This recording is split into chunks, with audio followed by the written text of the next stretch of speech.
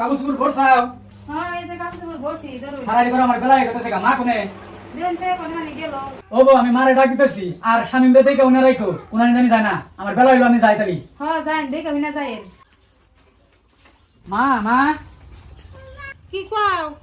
মা তোমার কোন থেকে ডাকতেছি তুমি এখানে মন বেজার করে বয়ে রেছাও কে তুমি তো জানো আমি বিদেশ যাবেন কে বাড়াইছি এখন এই মন বেজার করে বয়ে থাকো আমার মন কি খারাপ হয় না বাবা তুমি বিদেশ থেকে আমাকে বিদেশ পাঠাইবার মন ধরে না মা তুমি তো কও আমারও যাবেন মন ধরে না দেশে তো কোনো কাম কাজ নাই দুনিয়া রেল পাতি হয়ে রয়েছে আমার বিদেশ যায় না গো না গেলেও চলবো না ও গো বিদেশ তুমি দেখা সাথে যাও যাও আগে নিউজে দেখলাম যে ভিড় টেনে দেহে হইনা উঠে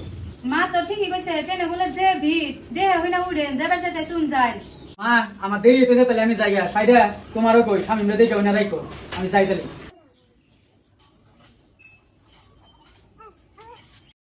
মা মা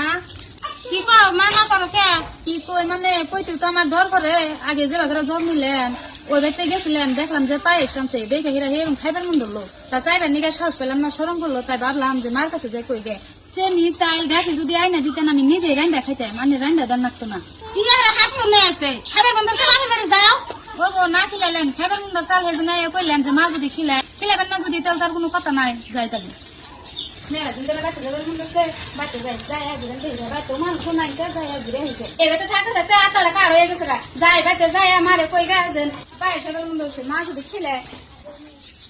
ভাবি ভাবি কি করতেছুন মা কনে ও বুঝি কাম করতেছি মা মানে ঘরে দেখুন গেছে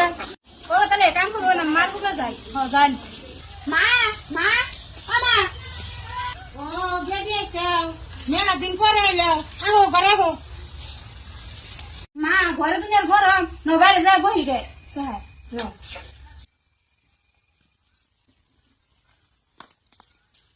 ধরো বলো যদি এতদিন পরে এলো তোমার ঘরে আগার দে না খাইবার তো দেয় না সে কথা তো কই না কোনটা খাইবার চাইলে খিলাইও না আর তারা কার হয়ে গেছে গবে থাকতে থাকতে হ্যাঁ গো মেয়ের আইলে কথা খিলাই কিন্তু আমারে খিলাই না একটা জিনিসের কথা কইলে কয় পয়সা নেই আর কি কবা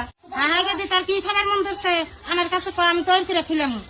আর কই না কতদিন ধরে পায়েস খাবার মন ধরছে তোর কাছে কই করে খিলা না মনে মনে ভাবলাম বাইতে যাই যাই আমার কাছে কই মা তৈরি করে খিলাই আমার নে পায়েস খাবার মন ধরছে আগে দি তাই তোর ঘরে খিলা নাই ও বউ আমি তোর ভাবিরে ডাক দেই ও বউ বউ এনা হোসেন কি করমা ডাকতে শুনবা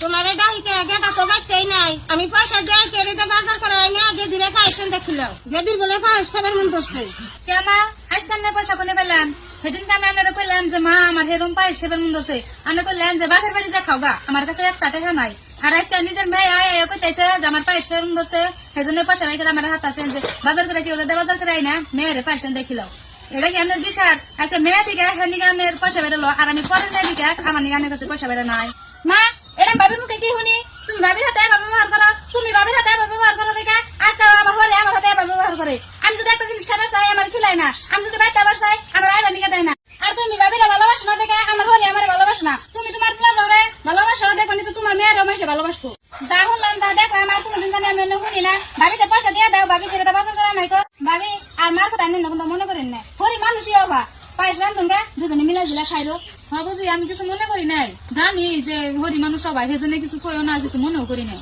সবাই থাকি গো